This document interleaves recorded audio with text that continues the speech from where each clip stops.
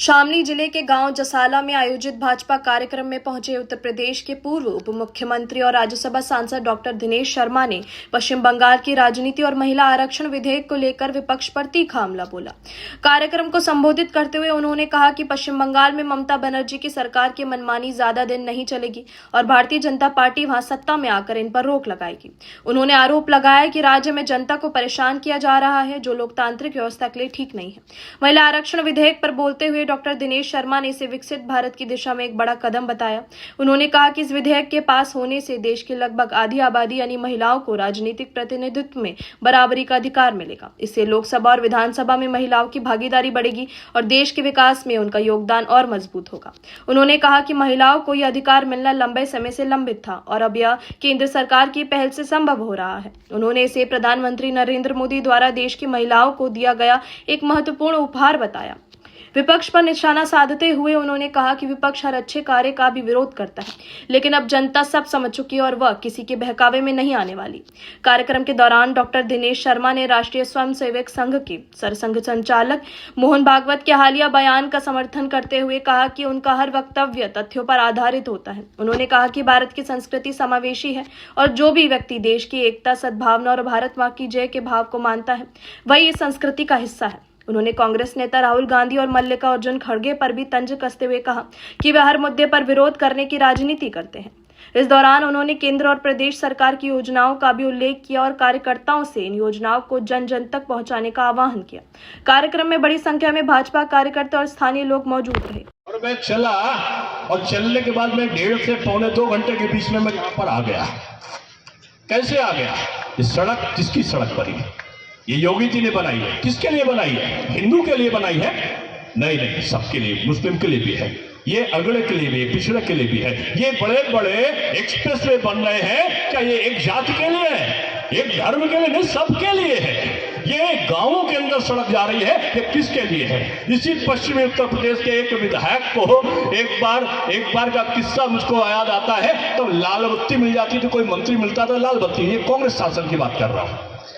और उनको वो विधायक जी अपने गांव में पहुंचते थे तो पता चलता था कि एक बार गए तो उन्होंने कहा बिजली आएगी, मेरा वादा है, और उसी में चुनाव जीत गए। दूसरी बात, उन्होंने बाजार से खंबे खरीदे और डालियां और डाल के आए, बोले बिजली आने वाली है। दूसरी बार भी जीत गए। तीसरी बार तार खरीदा, थोड़ा सा खरीदा, डालियां बिजली आने, 3 बार जीत गए। अब उसके बाद भारतीय जनता पार्टी का समय आया, चुनाव आ गया, और चुनाव के बाद उन्हें विधायक जी की दशा तो ये थी कि वो जब जीते तो वो मंत्री बन गए थे। लाल बत्ती की गाड़ी लेकर गांव में पहुंचे तो पूरा चारों तरफ लोग घेर कर खड़े हो गए। लाल बत्ती आ गई। और जब घेर के खड़े हुए तो विधायक जी को लगा जो मंत्री बन गए थे कि तो मैं बड़ा हो गया। ड्राइवर से बोले चल हट, मैं गाड़ी चलाऊंगा। ड्राइवर उतरा और उतर कर भागा। मंत्री जी जोर से चिल्लाए, अरे ड्राइवर तू क्यों भाग रहा है जरा? बोले मंत्री जी ये कार है, सरकार नहीं है जो चाहे चला ले। कार में बैठना चलाना है तो कार को चलाना सीखना पड़ेगा। ये कांग्रेस के लोग, ये सपा के लोग, ये बसपा के लोग बगैर सीखे हुए सरकार चलाते थे, इसीलिए एक्सीडेंट होता था। कभी सांप्रदायिक दंगे होते थे, कभी महिलाओं के साथ बलात्कार होता था, कभी इन पश्चिमी उत्तर प्रदेश के किवाड़ों पर, दरवाजों पर लिखा होता था कि अपना मकान खाली कर दो। कभी निकलता था कि 6 बजे के बाद आपकी बेटियां बाहर ना निकले। कौन सा प्रदेश था जो कृषि के क्षेत्र में आगे बढ़ा था? कौन सा प्रदेश था जो एकता के लिए जाना जाता था, जो वीरता के लिए जाना जाता था, जो धन सिंह गुर्जर के नाम से जाना जाता था, जो विभिन्न प्रकार के बहादुरों के लिए जाना जाता था? उस कि कहां चले गए पथिक जी, कहां चले गए कोई और? क्योंकि यहां के लोगों में मतभेद पैदा करने का काम हुआ, विकास तो दूसरी तरफ चला गया। और उसी समय माननीय प्रधानमंत्री के रूप में मोदी जी आए, कहा सफाई योग के सपा और बसपा की नीतियों के कारण होने लगा। एक थे जिन्होंने कहा कि रामलला हम आएंगे, मंदिर वहीं बनाएंगे, तो उनका हम गोली यहीं चलाएंगे, पतंगा पर नहीं मारेगा। ये हिंदू और मुसलमान की बात नहीं थी। ये केवल सांप्रदायिकता का उन्माद फैलाने की बात थी। अब लोगों का नेताओं पर से विश्वसनीयता का भाव समाप्त होने लगा। मैं कभी कभी हंसी में कहता हूं कि पश्चिमी उत्तर प्रदेश में जब इस प्रकार का हुआ तो एक नेताजी के पास उनका लड़का पहुंचा, बोला पापा पापा पिताजी पिताजी मुझे आपकी तरह नेता बनना है। उनका बेटा बन जा। बोला शॉर्टकट बनना है, आप मुझे कुछ बातें बताओ जिससे मैं भी बड़ा नेता बन जाऊं। नेताजी जो बड़े नेता थे, ये पश्चिमी उत्तर प्रदेश से सत्य घटना थी। वो छज्जे पे बैठे हुए थे, अपनी पहली मंजिल पे अपने कमरे के छज्जे में धूप सेक रहे थे। बेटा फिर से कहने लगा कि आप जैसे नेता हो मैं वैसे ही बनना चाहता हूं, मैं नेता बनना चाहता हूं, हमको कुछ शॉर्टकट बताओ। बोले बेटा पहले बताऊंगा बाद में, पहले छत से कूद जा। और बेटा छत से कूद गया। बोला कि हम कूदेंगे चोट तो नहीं लगेगी। पिता ने कहा मैं तो हूं तेरे साथ में, कह रहा हूं कूद जा कूद जा। लड़का कूद गया, पैर टूट गया। पिताजी उसको दवा लेने के लिए डॉक्टर के वहां लेकर भागे और उसका इलाज कराया। तो लड़के ने क्रोधित होते हुए कहा पिताजी आपने कहा मैं हूं और उसके बाद आपके कहने से मैं कूद गया, मेरे पैर टूट गए। आपने ये नहीं बताया था कि मैं पैर कूदूंगा तो पैर टूट जाएगा, आप मुझे बचा नहीं पाओगे। बोले बेटा तूने पूछा था मुझसे कि कोई ऐसी बात बताओ जिससे मैं नेता हो जाऊं, तो तुझको वही बात बता रहा हूं कि नेता की बात पर भरोसा मत करना, चाहे वो तेरा बाप क्यों ना हो। तो ऐसी बात पश्चिमी उत्तर प्रदेश में नहीं है, क्योंकि चौधरी क्योंकि माफिया की वसूली नहीं पहुंची तो काम नहीं चलने वाला।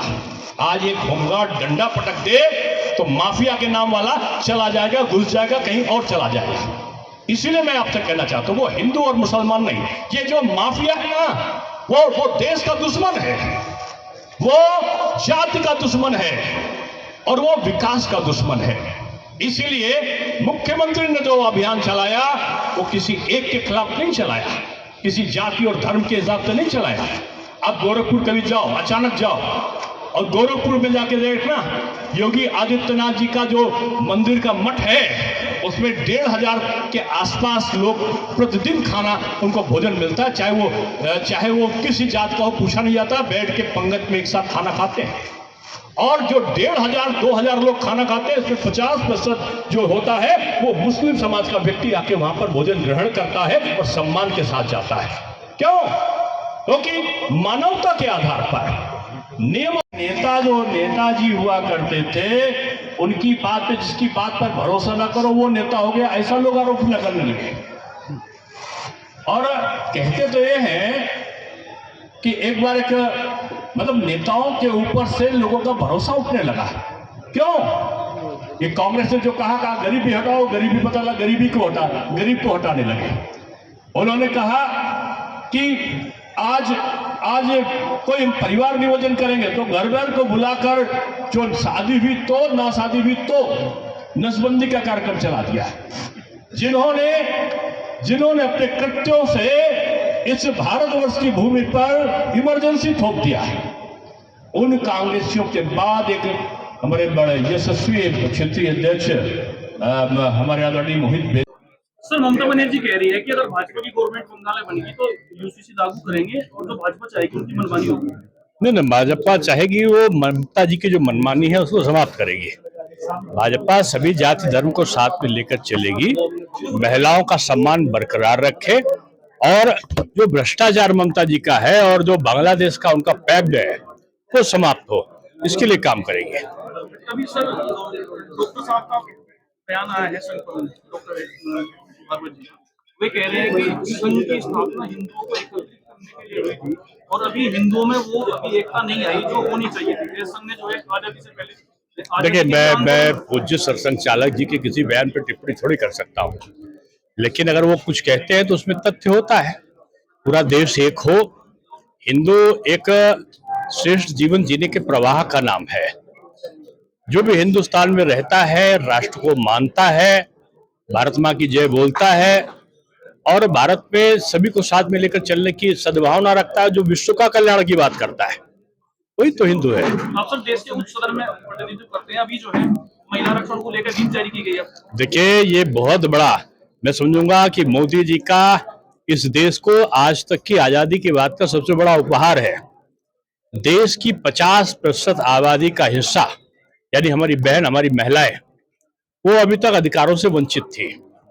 अब इस अध्यादेश के बाद जब उनको आरक्षण मिलेगा और उनका प्रतिनिधित्व पूरी तरीके से लोकसभा और विधानसभा में सब में होगा, तो निश्चित रूप में ये भारत के जो इतिहास में उसकी प्रगति की जो विकसित भारत की संकल्पना है, उसकी यात्रा का एक महत्वपूर्ण पड़ाव साबित होगा।